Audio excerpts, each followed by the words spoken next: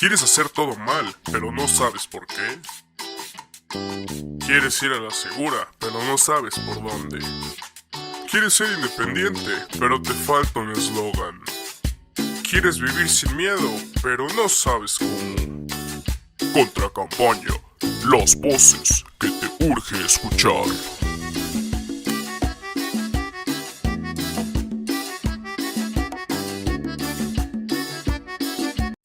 Contra campaña. Las voces que te urge escuchar. ¿Cómo estás, Jorge? Muy bien, Jorge. ¿Y tú qué tal? Bien, Jorge. Qué bueno, Jorge. Me alegra. Me alegra. Siento cierta interés por esta dinámica. Jorge y Jorge, los Jorge. Los Jorges. El día de hoy, pues bueno, en este nuevo capítulo, segundo capítulo ya, abordando sobre el proceso electoral 2021. En este caso, el día de hoy, hablaremos sobre las gubernaturas. Pero antes de continuar, nuevamente compartir. Contracampaña es un ejercicio de personas jóvenes interesadas en el fenómeno político, en la vida pública, local, estatal, nacional, incluso hasta internacional, ¿no? Porque sabemos y comprendemos que nos atraviesa lo político en nuestra vida cotidiana. También somos un grupo de personas jóvenes, apartidistas, pero eso no exenta que tengamos un interés real de participar, de cuestionar, de exigir la rendición de cuentas de quienes nos representan o de cualquier servidor o servidora pública, ¿no? Entonces, bueno, si bien nos consideramos apartidistas, sí tenemos esta convicción de estar interesados en lo que ocurre en la vida política del país. Así es. El hecho de ser apartidistas no nos restringe. Es una parte muy importante de la política, los partidos políticos como instituciones que le dan vida pues a todo lo que viene siendo la política, las instituciones, el propio sistema electoral. Pero pues creo que de parte de nosotros, del análisis de contracampaña, pues es eso, ¿no? Verlo como desde un punto externo, ver lo mejor que podamos ir sacando de estas propuestas o si es que hay propuestas en las campañas. Y es que las Si es que encontramos. las encontramos. Que ha sido complicado rastrearlas, pero de eso estaremos platicando más adelante. Y justo, ¿no? Creo que el principal objetivo de Contracampaña es volver accesible la información pública, la información que llena los conceptos de la vida política, ¿no? Porque muchas veces aparecen y nos bombardean de conceptos e instituciones que a veces no sabemos cuál es cuál o si una cosa es lo mismo, ¿no? Que pronto estaremos platicando. De pronto nos dicen que escuchamos hablar sobre el CEPAC o qué es el Consejo Estatal Electoral de Participación Ciudadana. Muy bien, Jorge. El INE, el Instituto Nacional Electoral o el Tribunal Electoral, ¿no? Que de pronto los escuchamos tanto, pero nadie nos explica cuál es la diferencia de uno al otro, cuáles son sus tareas, cuáles son sus atribuciones. Pronto estaremos platicando de estas instituciones. Con algunas personas invitadas. Claro que me sí. atrevo a adelantarnos. Sí. Pero ya, próximamente nos verán platicando de forma más profunda de estos temas y de estas instituciones, ¿no? Pero como este caso, hay muchos más, ¿no? Que de pronto no sabemos qué son, qué hacen, para qué sirven, cómo benefician o me afecta el que hagan bien o mal las cosas, ¿no? Exactamente, y incluso los alcances, ¿no? Que pueden tener esas instituciones. Mencionabas hace un rato el tribunal, el conocido como Teja por algunos. Pues, ¿cuáles son las funciones que realmente tiene, no? En este caso, pues, creemos que incluso el INE podría tener como un poder para sancionar a las candidaturas. Pero pues a través de Contracampaña vamos a ir comunicándole a la gente, explicándole incluso cuáles son esas funciones en sustancia. Y cómo podemos participar nosotros también a través de estas instancias, ¿no? Por ejemplo, como observadores, las convocatorias que tienen estos institutos durante este proceso electoral, de nosotras, las personas comunes y corrientes, ajenas a la política, a los partidos, pues podemos involucrarnos como observadores electorales a través de un padrón, ¿no? Y no solo con el voto, ¿no? Porque Exactamente. A veces pensamos que las elecciones en la ciudadanía en general solo significa ir a votar el día de las elecciones. Exactamente, ¿no? Como despegarnos, después de que dejo el voto es como despegarme, alejarme de todo lo que está pasando. Listo, a ver qué pasa. Claro, pero justo existen dinámicas de participación ciudadana como el ir como personas observadoras a las casillas, ¿no? Y justo, bueno, retomando un poquito los temas, los datos duros de los que hablábamos en el capítulo anterior, pues recordar, estamos ante la elección más grande de la historia del país, ¿no? ¿Qué significa? Pues bueno, vemos la renovación de la Cámara de Diputados, del Congreso a nivel federal, la renovación total de la Cámara de Diputados, 15 gubernaturas, 30 congresos locales y las alcaldías de 30 estados. O sea, estos puestos significan 21,000 cargos de elección popular a nivel nacional, ¿sí? Ya lo habíamos mencionado, pero lo volvemos a compartir. La lista nominal de quienes podrán votar este 6 de junio es de 19 millones, perdón, sí, 19,593,000. No es cierto. Otra vez nos fallan las cifras. ¿Qué pasó, producción? Estoy leyendo otro número, ahí discúlpenme. Es justo de una cantidad, ya perdimos, espera, y eso que traigo los lentes. 93,983,599 personas a nivel nacional. Ahora ya tenemos el dato local, que justo lo publicó el CEPAC.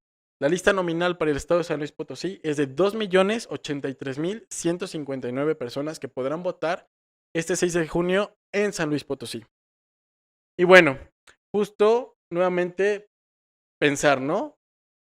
Se le están jugando 12 partidos por 9 candidaturas a la gobernatura, 58 municipios, 15 diputaciones por mayoría relativa, 12 diputaciones por representación proporcional y 7 diputaciones federales. Es importante seguir repitiendo, ¿no? Estos datos duros, ¿por qué?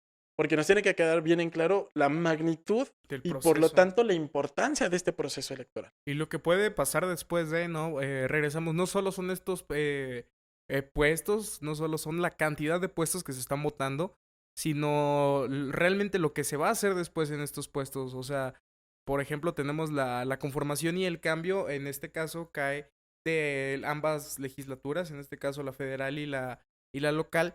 Y ahí es lo importante, ¿no? Ver que después de estas 15 puestos de votación directa, ¿qué es lo que pasa después? O sea, ¿qué es lo que hacen? ¿Hacia dónde van? ¿Qué es lo que verdaderamente van a hacer? ¿Qué funciones van a desarrollar? ¿Y cuáles de esas promesas de campaña se convierten realmente en funciones de las propias personas servidoras públicas?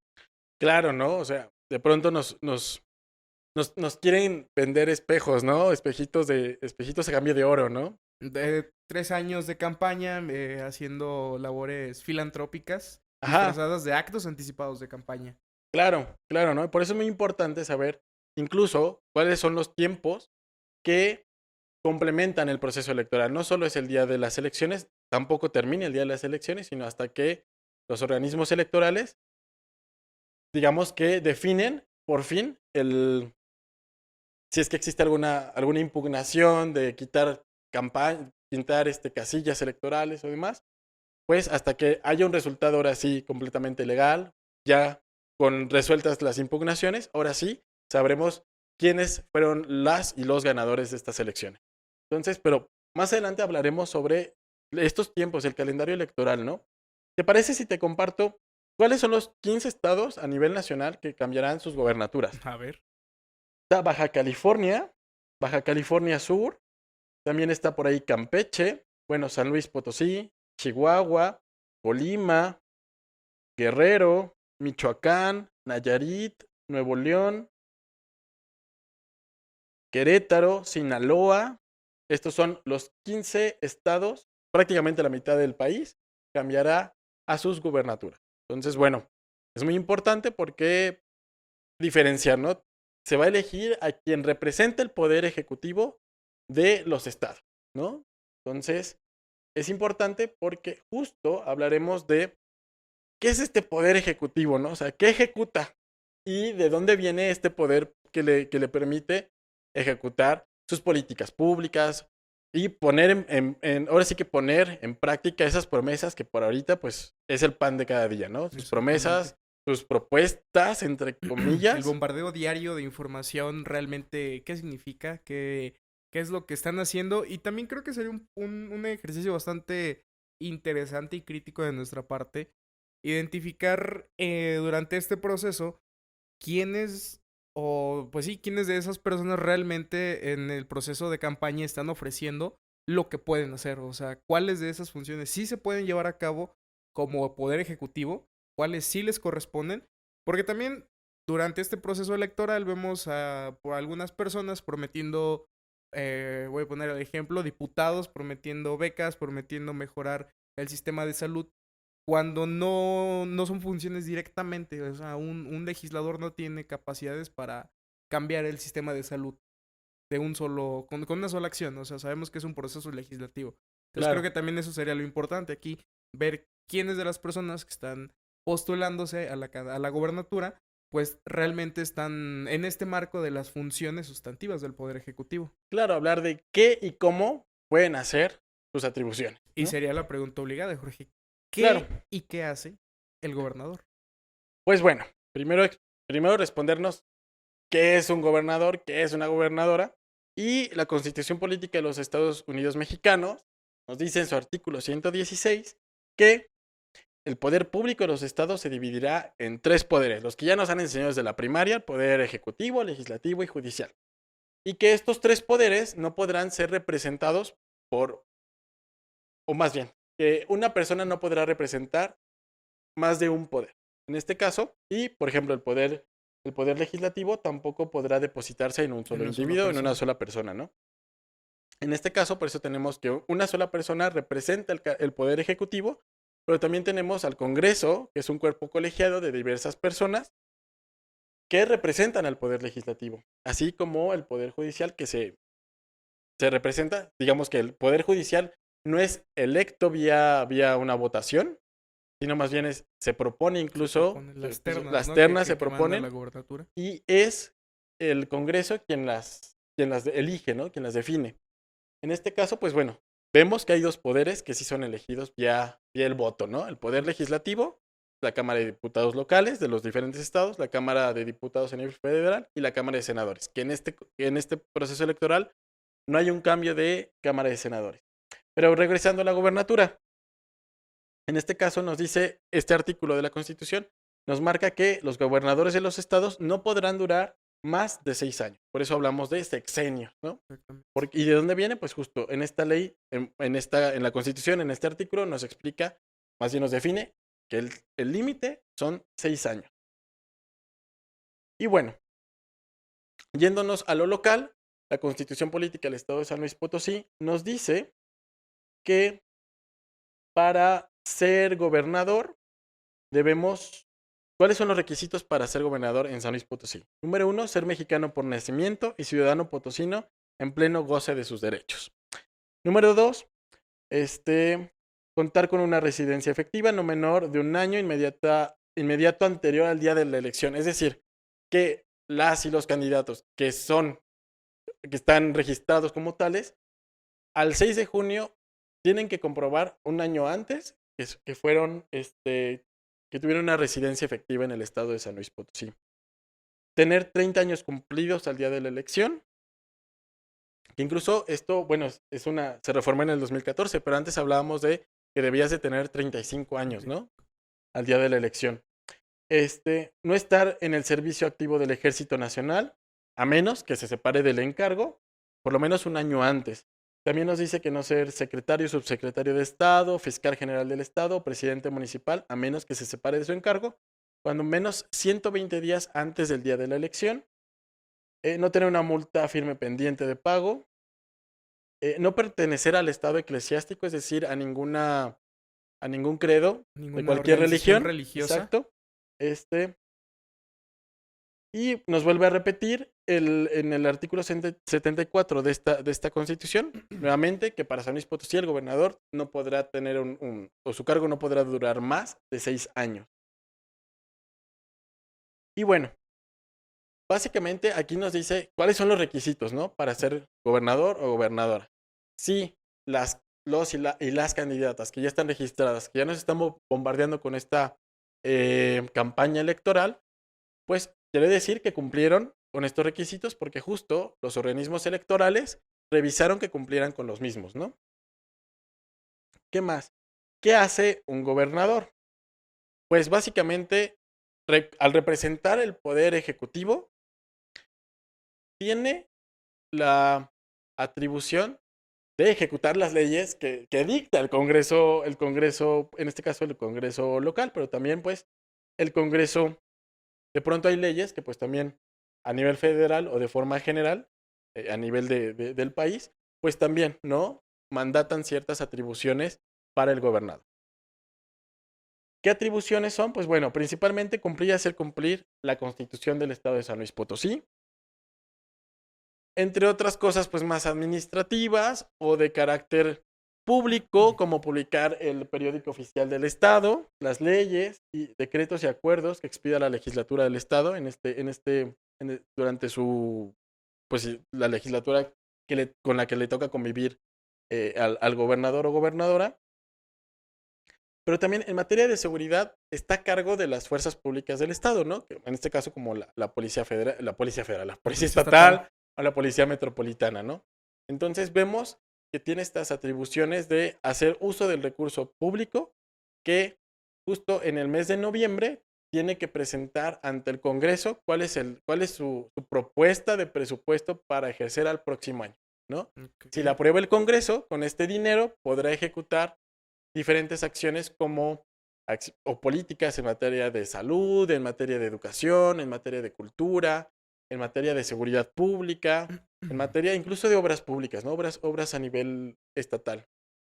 Aquí habría que preguntarnos entonces, ¿qué candidato o candidata está proponiendo cosas que se ajusten a las atribuciones que marca la Constitución, ¿no? Ahí creo que también habría dos puntos importantes.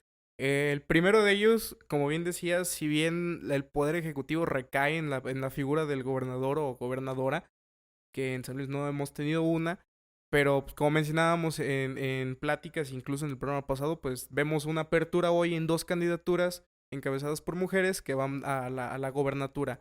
El segundo punto, pues recordar eso, que estamos viendo una dinámica más de propuestas que parecen un copy-paste o copiadas y sacadas de candidaturas de otros estados incluso. Vemos otros puntos y creo que también valdría la pena, pues no sé si llegamos a tener la oportunidad de preguntárselas a las candidaturas. Promesas o propuestas que se acoplan más a lo mismo que están criticando. Partidos que critican la política federal cuando quieren replicar esas mismas propuestas aquí. O sea, Programas sociales, programas ¿no? sociales Sí. que pues vale la pena preguntarles por qué los critican tanto y los quieren implementar aquí en San Luis Potosí. O porque ellos consideran que ellos sí podrían aplicarlos de Exactamente. forma correcta, ¿no? ¿Cuál- Digo, es válido al final. Ver cuál es el enfoque que tiene, ¿Pero ¿no? por O sea, qué? pero ¿por qué de esa manera? El segundo punto, como les decía, recordar que si bien no cae directamente en la figura del gobernador, recordar que la figura de la gobernatura o el poder ejecutivo tiene un gabinete de personas Exacto. que le acompañan, como les conocemos, las secretarías de Estado. Ajá. Y también es importante, si bien no votamos directamente por ellos, no votamos por el director de seguridad pública del estado, no votamos por el director o directora de desarrollo social, pues preguntarnos o incluso poder rastrear cuál es la propuesta que traen esas áreas o qué propuestas, qué proyectos traen. Porque muchos de ellos, y regresaría a algo que mencioné el programa pasado, muchos de ellos se convierten como en propuestas del momento, ¿no? O sea, de vamos a la colonia tal o vamos a ver esto y es una cosa, es algo que nos dijeron en ese momento y lo tomamos como bandera, ¿no? Toda nuestra campaña se basa en esa pequeña petición.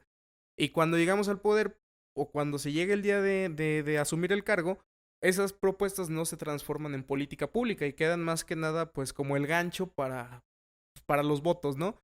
Entonces creo que eso es muy válido de nuestra parte como ciudadanía. También preguntar cuáles realmente son los ejes de política pública. O sea, que creo que a lo mejor también es un concepto bastante amplio. Pero pues la política pública vendría siendo como todas las acciones del gobierno, del Estado, en favor de la ciudadanía, ¿no? Resolver un problema público a través de acciones del Estado. Y realmente, ¿quiénes de las personas que están en las candidaturas nos están ofreciendo eso? Resolver un problema público. Creo que muchas de esas promesas se están convirtiendo más en sostener el problema e irlo parchando, irle poniendo poquito a poquito, pero el problema va a seguir. Entonces, preguntarnos y como ser muy críticos en realmente qué propuestas de las que están en la mesa van a resolver ese problema público de tajo. O si bien no de tajo, pues al menos contribuir a que disminuya dicha problemática. Claro, y también debemos de ser o estar muy atentas a estas propuestas de campaña, porque seguramente se traducirán, para quien gane la elección, en su plan estatal de desarrollo. Que debería ser así, ¿no? O sea, deberíamos de ver candidaturas que ya traen un diseño, una propuesta ya bien pensada, bien seccionada, pero que cuando vemos los ejercicios del plan de desarrollo, vemos que nada de lo que había en campaña tiene que ver con lo que está plasmado en el plan. Y justo, ¿no? Creo que pensar cómo incluso las y los candidatos se están acercando a la población, porque entonces nos dejarían ver ciertas limitantes o áreas de oportunidad a la hora de que construyan sus planes estatales, o el plan estatal de desarrollo, por ejemplo, que es esta gran política pública de cómo yo gobernador o yo gobernadora definiré cuáles son mis ejes de acción para resolver lo que prometí en campaña, ¿no? Esa es mi gran política pública, va a ser mi plan estatal de desarrollo. De ahí se definirán programas sociales, proyectos, obras públicas, la creación de nuevos organismos o instituciones públicas para atender ciertos problemas específicos. Por eso hay que estar muy atentas a cómo, dónde y con quiénes están rastreando las necesidades estos candidatos y candidatas. Y en este sentido también preguntarnos, porque va a ser, ¿cómo se están acercando los grupos vulnerables o en situación prioritaria las y los candidatos? ¿Por qué? Porque justo a la hora de diseñar el plan estatal de desarrollo tendrán, por ley, que consultar a las poblaciones indígenas, a las personas con discapacidad, a las personas, incluso crear mesas donde se incluya la población LGBT, a niñas, niños y adolescentes, porque justo, ¿no? Y lo hablábamos en el primer programa, muchas veces pensamos que las y los ciudadanos son los que votan y los que al final se verán afectados o beneficiados por las políticas, los programas, los proyectos de quien resulte ganador o ganadora. Pero no, o sea, estas acciones de gobierno van a afectar o beneficiar a todas las personas, ¿sí? Entonces creo que es importante estar muy atentos y atentas a lo que dices, ¿no? Cómo están diseñando, construyendo y dónde están rastreando esta información que van a colocar, no solo en sus campañas, sino ya a la hora de definir su política pública a nivel estatal. Exactamente. ¿Te parece ahora? Sí, ya que vimos de forma muy general cuáles son las atribuciones y cuáles son los requisitos para ocupar el cargo de la gubernatura, ¿te parece ahora si vemos un poquito de las propuestas? ¿Pudimos encontrar propuestas? Fue difícil, ¿sabes? O sea, Ok. debo reconocer que no existe, o por lo menos no encontré, un espacio donde sea sencillo acceder a las propuestas definidas sin choro, ¿no? O sea, ahora sí que, en resumen, las propuestas, no encontré.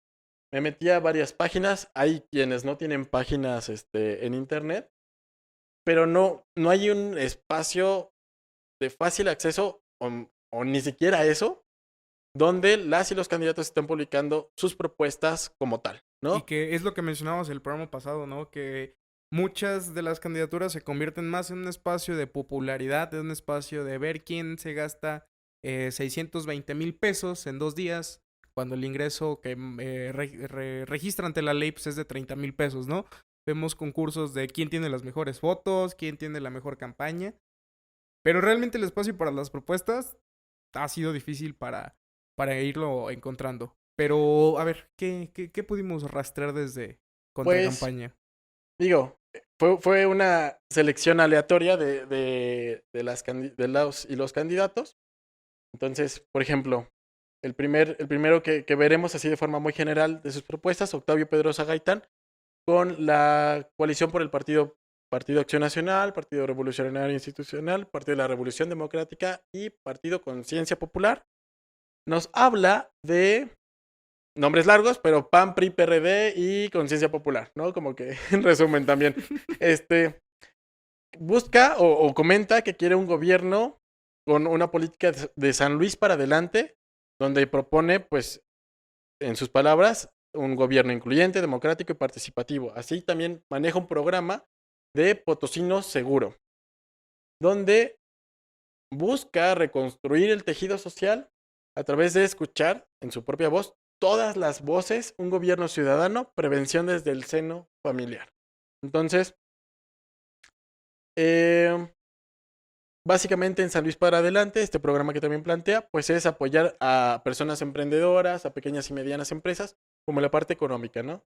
Entonces, bueno, de forma generalizada, también atendiendo al tiempo, pues estos son como que estos rubros, ¿no? Donde empezamos a rastrear como de qué van las propuestas de Octavio Pedrosa. Entonces vemos Potosino Seguro y San Luis para adelante, ¿no? Una parte como de reactivación económica y de seguridad pública, ¿no? Con el candidato Octavio Pedrosa. Vamos con Marbeli Costanzo. Marbeli Costanzo, pues bueno, busca promover la libertad empresarial, la inversión, la creación de fuentes de empleo y la promoción del emprendimiento, como una política nuevamente de reactivación económica, ¿no? Por ahí tenemos a Francisco Javier Rico Ábalos por Partido Nueva Alianza. No, se me olvidó, perdón, Marbeli Costanzo, la candidata anterior, por Movimiento Ciudadano. Ahora Rico Ábalos por Partido Nueva Alianza. Pues dice que su objetivo a corto plazo es reactivar la economía en conjunto con los empresarios locales, nacionales e internacionales para generar mayor confianza y sinergia en las inversiones. Se dice estar de puertas abiertas a distintas perspectivas empresariales, agrícolas, industriales, automotrices, mineras, profesionales de servicios en beneficio de la población potosina. Esto con información del medio Líder Empresarial, ¿no? No encontré otras propuestas, pero quizás por lo menos de qué habla, ¿no? De qué habla o hacia dónde va su discurso. Vemos por acá a Adrián Esper. Adrián Esper por el Partido Encuentro Solidario. Nos dice que él busca ejercer un gasto inteligente de los recursos. Tienen que ser gastados en cosas que le den plusvalía al Estado, pero en todos los municipios puede aplicarse la misma forma, ¿no? Entonces, volvemos a ver una propuesta también como de reactivación económica con el sector empresarial y con con los diversos sectores económicos. Por acá también tenemos a Mónica Rangel, que va por el partido Morena, Movimiento Regeneración Nacional. Y bueno, promete o menciona que su gobierno será incluyente con los mejores hombres y mujeres, planteando además un programa de acción basado en 3 ejes fundamentales. El primero, promover la inversión pública y privada con salarios dignos y el fomento del empleo. Segundo, combatir de frente con mano firme la inseguridad y la delincuencia. Y por último, implementar el programa Mujeres Juntas para darles mejores oportunidades, brindarles seguridad y atención para sus hijos. Esta política como también de seguridad, empleo y pues un poco de perspectiva de género, bueno, con perspectiva de género, ¿no? Atendiendo esta seguridad y atención a mujeres. Ya hasta muevo el dedo como si estuviera yo proponiendo la campaña, ¿no? Jorge aquí ya se nos está metiendo demasiado en las campañas. El candidato Ricardo Gallardo Cardona nos habla desde el Partido Verde Ecologista y el Partido del Trabajo. Él, en su propia voz, desde el medio de Televisa, entre comillas, nos dice: para mí lo más importante siempre ha sido estar cercano a la gente, escucharla, estar con ella en las buenas y en las malas, como lo hemos venido haciendo desde que entré al servicio público. Junto a las familias de las 4 zonas del estado, construimos un gobierno sensible y humano que utilice los recursos públicos para impulsar el bienestar y la alegría de la gente. Alegría. Arturo Segoviano, que es el candidato, Arturo Segoviano, quien es el candidato independiente, nos habla que su estrategia se basa en las siguientes líneas: educación, impulso al talento humano, rescate de la cultura y tradiciones, seguridad y Estado de Derecho, desarrollo económico con sentido social, sustentabilidad y equilibrio ecológico. Asimismo, estamos con Tecmol, el Romero Calzada, por el partido Redes Sociales Progresistas. Ajá. Él nos dice que, bueno, el candidato habló de, el candidato en el medio para el Sol de San Luis, el candidato habló de su programa Activando el Bizne con Tecmol, donde apoya el consumo local para que la economía del Estado crezca. Asimismo, resalta propuestas como crear secretarías en el tema de agua en los primeros 3 años de su mandato. Mencionó también que se tiene que elevar una secretaría en el deporte para evitar jugar en campos llaneros. Vamos a tener recursos desde el Congreso del Estado y el Congreso de la Unión para este tipo de proyectos. También finaliza pues solicitándole a la gente la disrupción, desde ya en un programa más desde su campaña. Y el candidato Machinena Morales, por el partido Fuerza por México, nos dice también en el medio El Sol de San Luis que sus propuestas de gobierno destaca el humanismo como factor para resolver situaciones complicadas que tienen que ver con la economía, la inseguridad, el crecimiento y desarrollo, es decir, analizar a cada sector a fondo en específico y resolver su problemática particular desde la raíz. También hará reformas profundas a la administración pública, empezando por desaparecer dependencias, es decir, achicar el gobierno, la administración pública, ¿no? Y bueno, 9 candidatos y candidatas, sus propuestas, como tal, pues vemos generalidades, ¿no? O sea, podríamos decir, incluso ahorita nos podríamos poner a hablar de podríamos colocar con esto otra campaña más que nos hable de ¿Desarrollo económico? o reactivación ¿Económica? reactivación económica, seguridad pública y programas sociales, ¿no? Básicamente los podríamos resumir en esos 3 tipos de Como en esos 3 ejes, ¿no? Porque si somos, otra vez, bastante críticos, nadie pone como verdaderamente las estrategias o los puntos de acción. el cómo. Ajá, y el cómo lo vamos a hacer. Me están diciendo el qué. Y un punto rescatable y creo que señalable, no celebrable, señalable para las candidaturas, es el hecho que ninguna candidatura habla de un cambio. Ninguna candidatura nos está hablando de ese eterno cambio del cual siempre nos hablan los políticos o la gente que está ahí, como diciéndonos que las cosas están mal y ahora sí van a estar bien. Creo que eso es señalable para todas las candidaturas, que creo que al menos logran como poner estos ejes sobre la mesa, al menos decirnos que, no nos dicen cómo, pero nos dicen más o menos hacia dónde podrían llevarnos. Entonces creo que eso es señalable, el hecho de que no nos prometan tanto cambio, porque cambio de qué, ¿no? O sea, realmente estamos tan mal como para un cambio, o sea, ¿o qué significa ese cambio, no? O que nos digan, creo que podemos identificar muchas cosas, muchas áreas de oportunidad con riesgos para la población, ¿no? En muchos temas, ¿no? Que incluso coinciden evidentemente con el marco de propuestas de todos los y las candidatas. Pero que nos digan entonces, ¿cuál es el problema que observan? Y entonces, ¿lo van a arrancar de raíz? O tú o como decías hace rato, no, lo van a parchar nada más. Y es a lo que íbamos, ¿no? En el proceso o en el enfoque de políticas públicas, ¿cuál de estas propuestas tiene verdaderamente un enfoque de política pública? O sea, realmente, ¿cuál de estas acciones sí es realizable? Porque, por poner otro ejemplo, vemos a veces muchas candidaturas que nos prometen obra pública, como si que la obra pública y que de ahí van a venir empleos y que de ahí va a venir la reactivación económica, ¿no? Tenemos algunas candidaturas que nos están ofreciendo construir hospitales en la zona huasteca, construir hospitales aquí, pero nos ponemos a ver y a veces vemos que es más el gasto que se hace en obra pública y que es obra pública que no genera ese verdadero desarrollo. O de pronto, ¿no? Nos dejan elefantes blancos, evidentemente construyen el edificio del hospital, que claro, es sumamente importante en temas de salud pública, pero de pronto no presupuestan el gasto que implica un hospital, ¿no? O una universidad, o una escuela, o el mantenimiento a las carreteras, ¿no? Entonces ya está ahí la obra pública, ahí está. O sea, cumplieron, pero... Y que de hecho muchas veces se vuelve como una, bueno, no me dejarás mentir, nosotros en la carrera hablábamos de eso, ¿no? Como estas figuras o estos símbolos de las candidaturas, ¿no? Que muchas veces se convierten en eso, la obra pública se convierte en símbolos de tal o administración. Y es algo que solo recordamos a tal persona porque hizo tal obra. Y por la placa, ¿no? Exactamente, que a veces la placa está muchísimo más grande. Inaugurada tal año por tal sujeto. Podrá tener la placa más grande y la más bonita y muchas veces ni siquiera tienen acceso para personas con discapacidad. O de pronto nos dejan, se acaba el sexenio o el trienio y nos dejan ahí la obra a medias, ¿no? Se construye sola en los 20 años que está pactada. Claro. Y pues bueno, yo creo que para cerrar la última pregunta que yo colocaría, Jorge, es ¿qué falta? ¿Qué crees que falta en este, pues, intento de rastrear las propuestas de las y los candidatos. Híjole.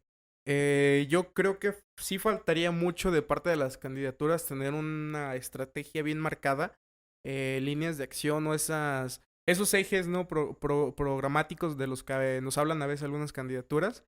En la perspectiva personal, creo que falta mucha parte para personas jóvenes. Faltan muchas propuestas para personas jóvenes, mucho enfoque de juventudes y de género en muchas de ellas.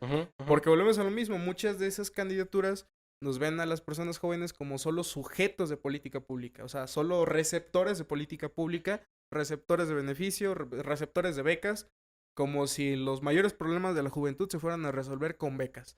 Y creo que falta ver más a las personas jóvenes como personas que pueden incidir en la política pública, crearla, y desde el proceso de diseño, desde la etapa de diseño, la implementación, en el momento en el que sí es posible una evaluación, creo que podríamos incidir, o no sé, creo que, por ejemplo, algunas candidaturas proponían la creación de una secretaría del deporte, ¿no? Cuando vemos que en otros estados tienen secretarías de la juventud, secretarías que ya tienen una política pública, una agenda bastante bien definida y que a partir de eso pues están trabajando al enfoque de juventudes y pues de nueva cuenta, ¿no? Vemos como esas propuestas de... Mi forma de acercarme a la juventud va a ser llevándoles ferias para que encuentren trabajos. O torneos deportivos. Torneos deportivos, como decíamos, ¿no? O sea, hay que mejorar la política de juventudes. ¿Qué hago? Un torneo y regalo balones. Y pinto una barda, ¿no? O pinto una cancha. Sí. Y justo, bueno, entonces rastreo de tus inquietudes, la perspectiva de género y un enfoque para personas jóvenes. Para personas jóvenes. Claro, perfecto. Coincido totalmente contigo. Porque justo yo lo que observo es nuevamente reforzar un lenguaje y un enfoque con perspectiva en derechos humanos, ¿no? Creo que aportar a los grupos en situación de vulnerabilidad para tratar de poner el piso parejo y hablar ahora sí de una vida digna con los grupos en situación de vulnerabilidad, como ya mencionaste algunos, personas jóvenes, pero también tenemos niñas y adolescentes, mujeres, personas adultas mayores, personas con discapacidad, personas privadas de la libertad, personas de pueblos originarios, ¿no? Entonces, ¿qué agenda están haciendo para las personas más vulnerables en el Estado, ¿no? Porque justo podríamos estar pensando en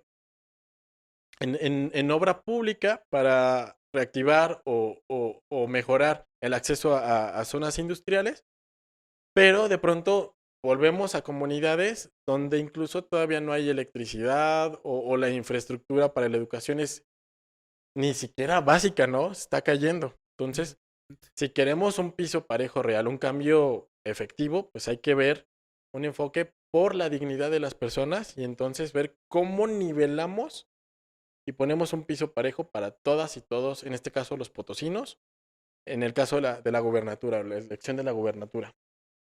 Pues, ¿cómo ves?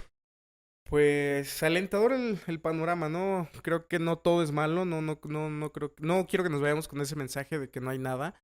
Es difícil rastrear y es difícil identificar hacia dónde nos quieren llevar, pero pues para eso está Contracampaña, ¿no? Para Claro ir que sí. informándoles, para ir juntos de la mano, todas las personas, a saber realmente qué nos quieren decir las candidaturas, realmente qué nos están ofreciendo y pues deberían estar ofreciéndonos eso. Pues sigamos escuchándoles, sigamos rastreando sus propuestas. Les invitamos nuevamente a que nos compartan dudas, comentarios, para poder rastrear también esta información que nosotros de primera mano vemos como la prioritaria a poder explicar, pero de pronto también surgen nuevas preguntas. Nos han ido compartiendo dudas y comentarios que fortalecen esto, que es para ustedes, ¿no? Totalmente este contenido, esta información es para ustedes. Y pues nada, más que agradecer. Invitar nuevamente a los y las candidatas que quieran participar con nosotros, que nos quieran acompañar y también nuevamente, ¿no? A que sean responsables con sus campañas, con el recurso que están utilizando, porque no solo está en juego su partido, no solo está en juego su militancia, no solo está en juego sus aspiraciones políticas, está en juego la vida pública de todo el estado de San Luis Potosí. Entonces, pues, nos despedimos. Muchísimas gracias. Yo soy Jorge Montaño. Yo soy Jorge Gaspar. Y esto es Contracampaña. Nos vemos.